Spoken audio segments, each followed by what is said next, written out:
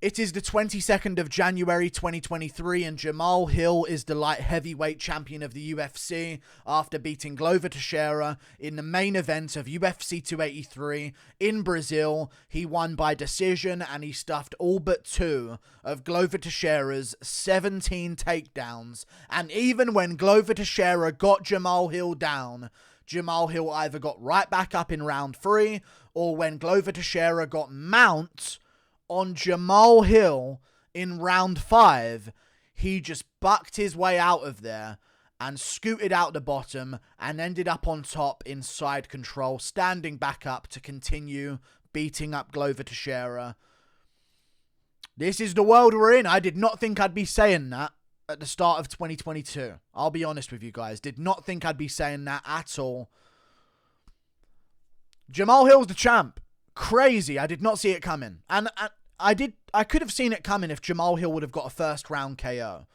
Wouldn't have been surprised if that happened. To win it the way he did, no way. 5 rounds, doesn't lose a single round, barely loses a minute of the fight. There were some moments where Glover was landing some big shots on Jamahal Hill and, you know, he even leg kicked him early on and Jamahal Hill looked like that affected him a little bit and stuff like that, but there was rarely a moment where Glover Teixeira was visibly winning a considerable moment of this fight. Jamahal Hill neutralized the grappling of Glover Teixeira and beat him up on the feet for 5 rounds to a decision win on 5 weeks' notice with a beer belly after being just out-grappled by Thiago Santos in his last fight and being held down for most of round 3. I mean, he got back up, but Jamahal Hill, what a performance. I mean, you can say Glover Teixeira maybe isn't the same after the Erie fight, and people are going to come out with those excuses, I'm sure. And, you know, Glover did look a little bit off and a lot slower than usual, and, you know, he was really overthrowing his shots quite a bit, and he looked like he gave up on a few takedown attempts here and there, but you got to give credit to Jamahal Hill, because no one saw him doing that, and he did it. He picked apart Glover Teixeira. He was landing, and also he landed like 200 and something significant strikes in 25 minutes on Glover Teixeira. And Teixeira's chin's made of... What is Rumble Johnson punching? What is his punching power? Rest in peace, Rumble Johnson. What is that man's punching power to sleep Glover Teixeira? I have no idea how Glover was taking the shots that he was in this fight, because Jamahal Hill, not even over-exaggerating, at moments was landing like 3 flush head kicks in a row on Glover Teixeira.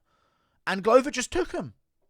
Wobbled a bit, recovered, got back into the fight a little bit, started making it a bit more competitive afterwards.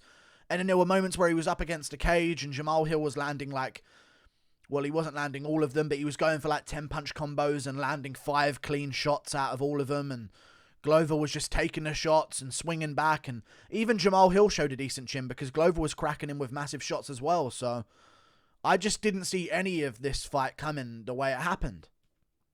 I thought it was going to be Glover, round 2 submission, end of round 1 submission. Maybe Glover wins a decision by if he's out grappling Hill early and Hill's just surviving on the ground. But I didn't see Hill winning by decision and keeping that cardio up and stuffing all of Glover's takedowns. Craziness.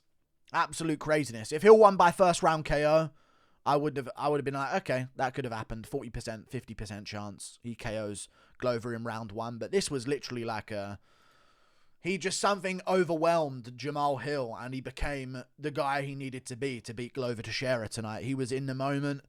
And, yeah, really good takedown defense. I like the way he was setting up the head kick early rounds because he kept kicking the body of Glover. I actually think he hurt Glover to the body with a knee in the first round. But he was kicking the body of Glover. He was kicking the legs of Glover early on. And then eventually in the 3rd round, he started throwing head kicks up out of nowhere. And it sort of surprised Glover. And Glover was trying to do like a one-armed defense of the head kick. And it kept getting around the guard and clipping him behind the ear and stuff like that. But there was even moments in round 4 where Hill was just beating him up in top position on the ground and Glover was somehow surviving. I was begging Hill, stand him back up and get the finish, but he was wanting to get the ground and pound TKO. But Glover Teixeira's chin is regenerating after receiving a beating. I don't understand how that works, but that was how it was working. Somehow Glover Teixeira's chin gets better the more he gets concussed, it seems. And Jamahal Hill won. Great performance. Did Glover look the same? I think he was giving up very quickly on takedowns early on.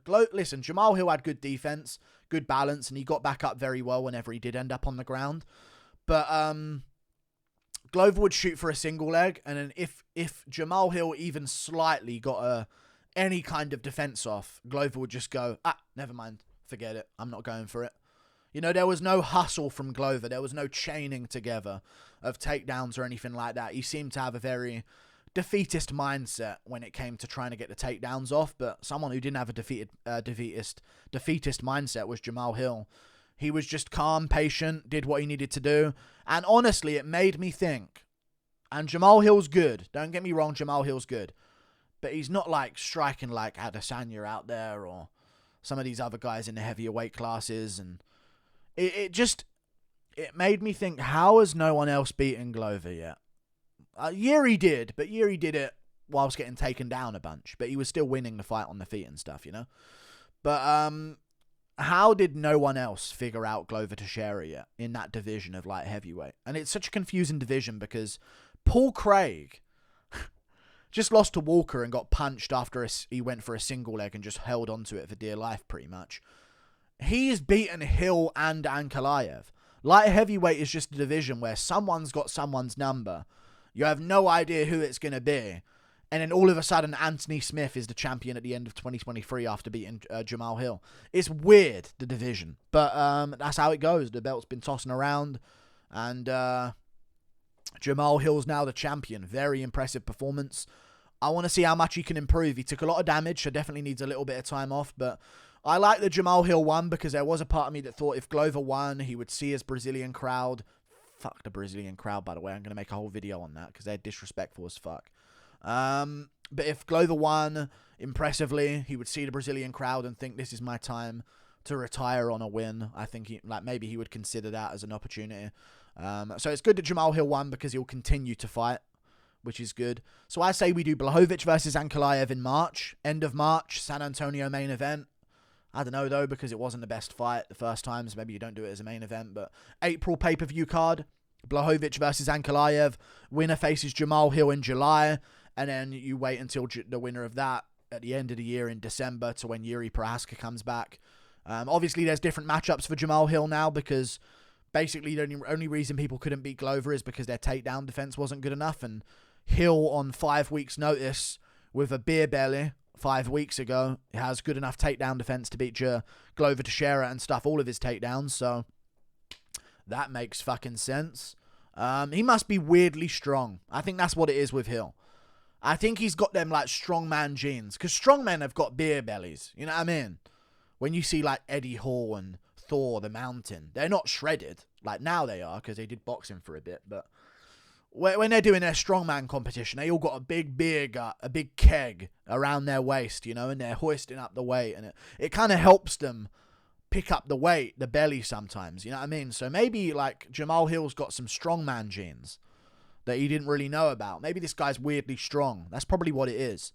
But now I'm interested to see where he stands in the pure striking matchups that are going to come up soon, like with him versus Yuri, which could happen. Him versus Blachowicz, him versus Ankalaev's going to try and mix in takedowns, but hey, Glover had an easier time against Blachowicz than Ankalaev did, in the grappling especially, so hey, Jamahal Hill's definitely not going to be an underdog anytime soon. Might be evens with a few people, but probably will be a slight favourite against a lot of people in the division. And yeah, the light heavyweight division continues to make zero sense.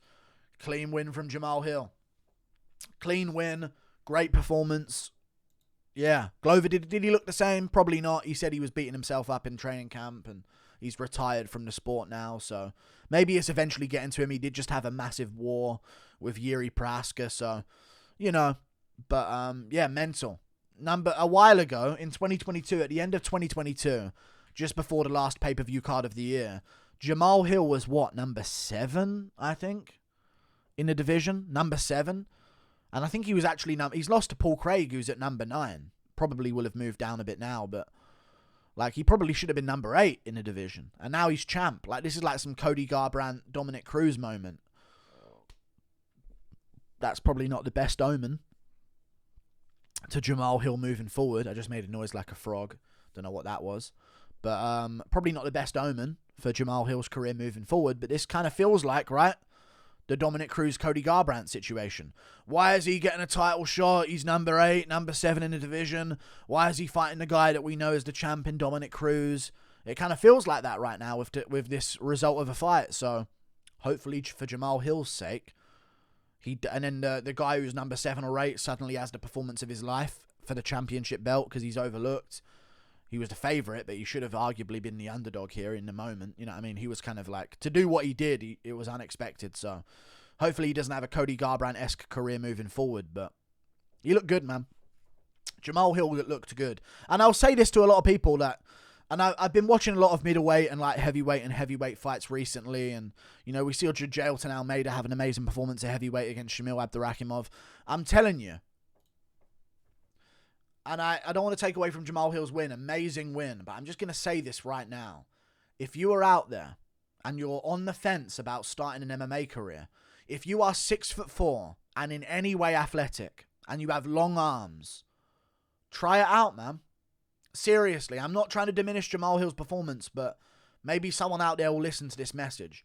If you are a big dude, athletic dude, in good shape, know how to be an athlete and conduct yourself, have a shredded, in good shape, really good shape, stay in good shape, you're committed to an athletic lifestyle, and you've got long arms, 78 inches or longer at 6'4", you've got a positive ape index maybe, try it out.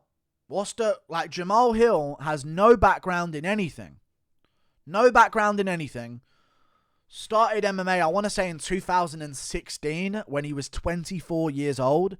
Well, that was his first amateur fight. He might have started at 22, 21, but you get my point. If you're like 15, 16, 17, 6'4", really tall, long arms, you know what I mean, athletic, maybe you're doing a bit of wrestling at school in America, try out, man. Try out.